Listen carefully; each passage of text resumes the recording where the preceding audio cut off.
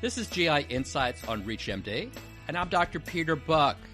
The evaluation and treatment of Barrett's esophagus has been evolving over the last several years. Yet there are many controversies and unanswered questions. Today we are privileged to have the expert guidance of Dr. Prateek Sharma, who helped author the AGA Clinical Practice Update on endoscopic treatment of Barrett's esophagus with dysplasia and or early cancer.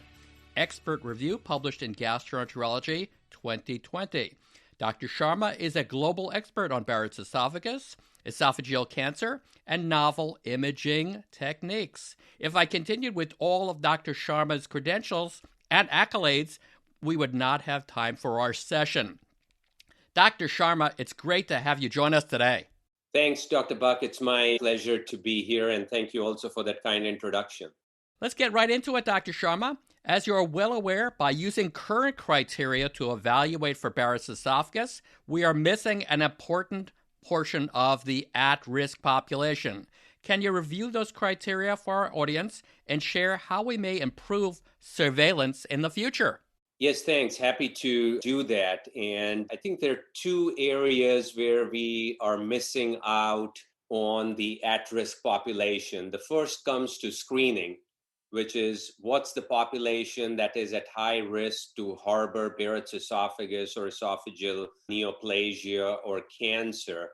And we struggle with the risk factors. We know that chronic gastroesophageal reflux disease, male gender, a history of smoking, obesity, a family history of esophageal adenocarcinoma, those are risk factors for harboring that. And so our current screening guidelines tell us that if patients have a number of these risk factors, they should be considered for an upper endoscopy to rule that out. But that's the first issue, is who has the Barrett's disease. The second is that once you've diagnosed a patient with Barrett's esophagus, how do we know who's going to progress to cancer in the future? And right now, the surveillance programs are pretty generic, that they say that you should survey these patients every 3 to 5 years. We need to get into the issue of personalized medicine and a risk stratification score so that you can then treat these patients differently.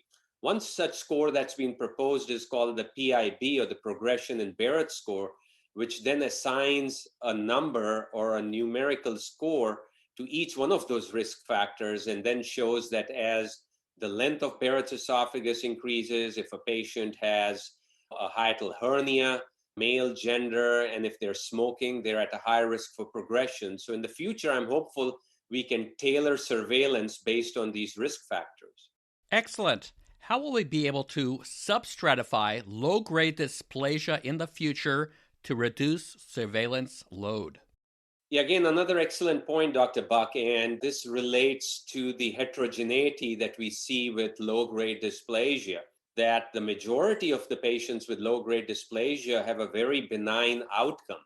And so we just struggle with who's at a high risk for progression.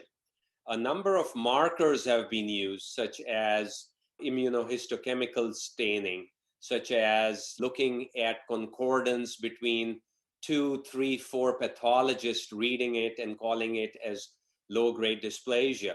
In clinical practice, I look at some of the risk factors within low-grade dysplasia, such as, is the low-grade dysplasia at different levels within the Barrett segment?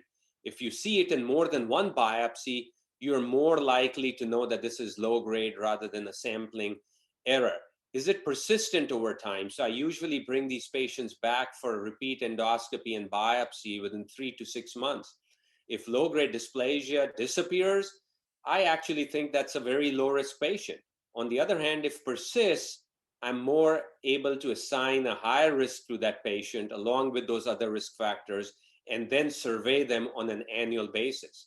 How would you follow a young asymptomatic patient who has a diagnosis of Barrett's esophagus made by an overly anxious endoscopist? Okay, so now, Dr. Buch, you're starting to ask me those difficult questions, I see. So this is a very common clinical scenario, and one of my take-home messages when I teach about diagnosing Barrett's to the fellows and to the trainees is that it's as important to know what is not Barrett's esophagus as it is to know what is Barrett's esophagus. And this goes to exactly your question, is that it's a precancerous condition. As soon as you assign a diagnosis of Barrett's to a patient, their anxiety hits the roof. Their insurance changes as well. The premium increases. So there are a lot of unintended consequences that sometimes as physicians and gastroenterologists, perhaps we don't think about those issues.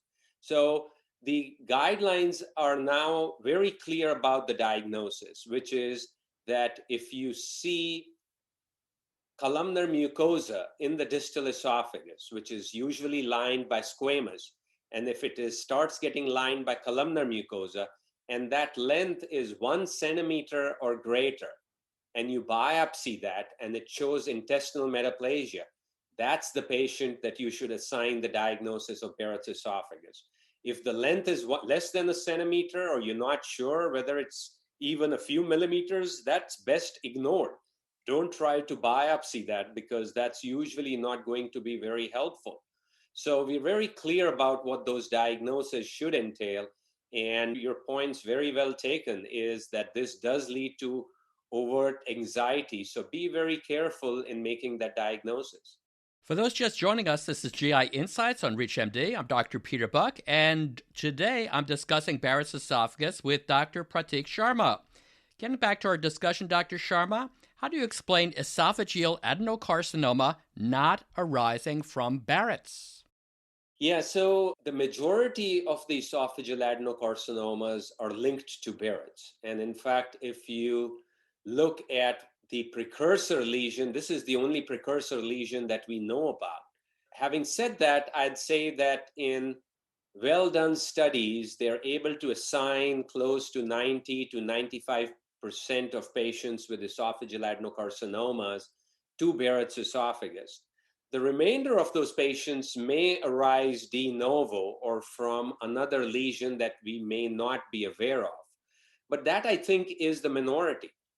The major issue is that not that whether it's coming from Barrett's or not, but studies have shown that very few patients with esophageal adenocarcinoma have a previous known history of Barrett's esophagus, which tells us that we have very poor screening guidelines in place and very poor screening programs.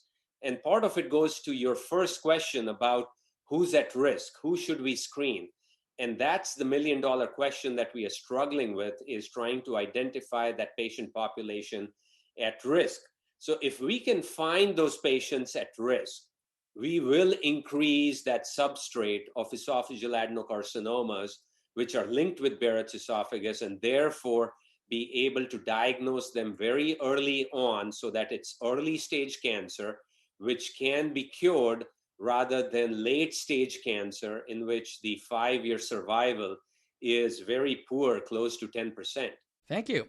If you have a patient with Barrett's and low-grade dysplasia, how do you decide whether to continue surveillance or to offer therapeutics? It again goes back to the risk stratification point. I do ensure that the diagnosis of low-grade dysplasia is accurate.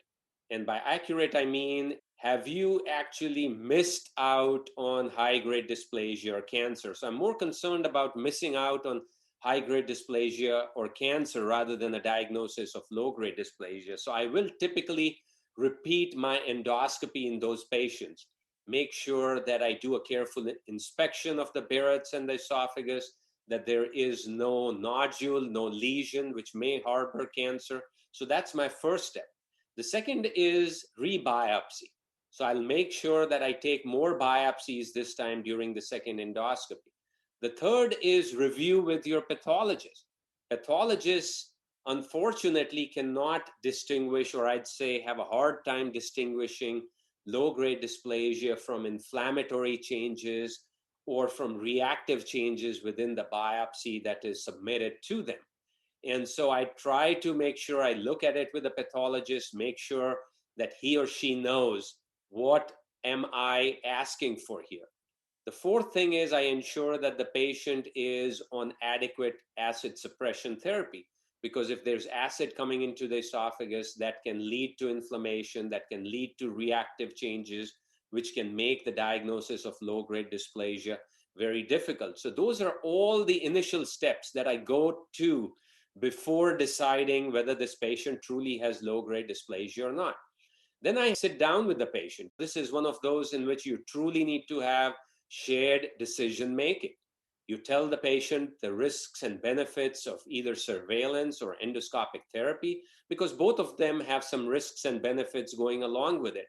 And so going back to the document you were referring to, the practice guideline update, we are very sort of open in that statement about management of low-grade dysplasia, saying that both of these are very reasonable treatment approaches to the patient. And so having an open discussion goes a long way.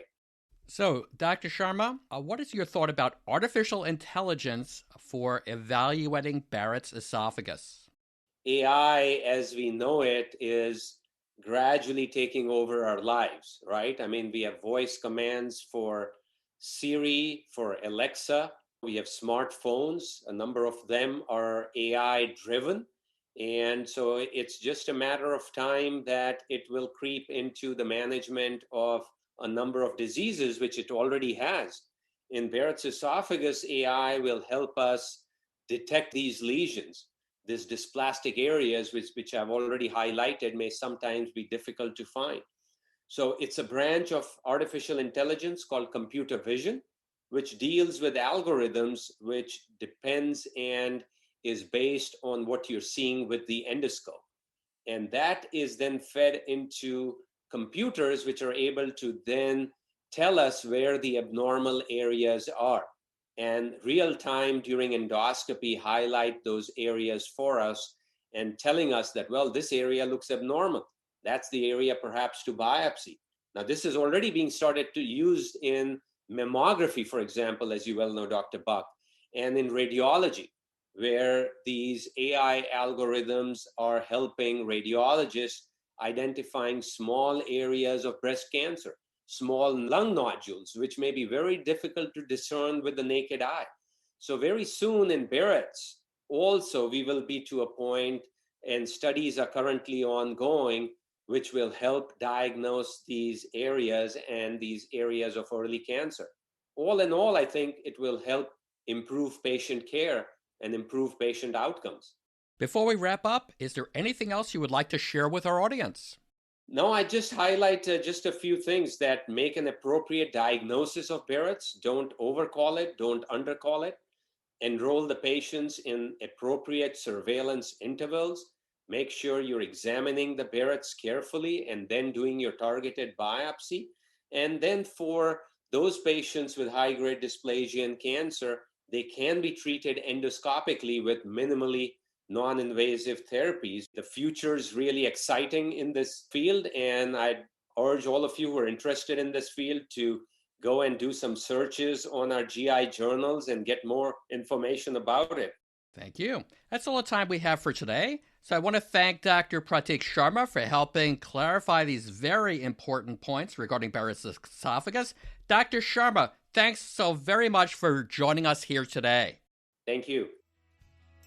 For ReachMD, I'm Dr. Peter Buch. To access this episode and others from our series, visit reachmd.com/GI Insights, where you can be part of the knowledge. Thanks for joining us today.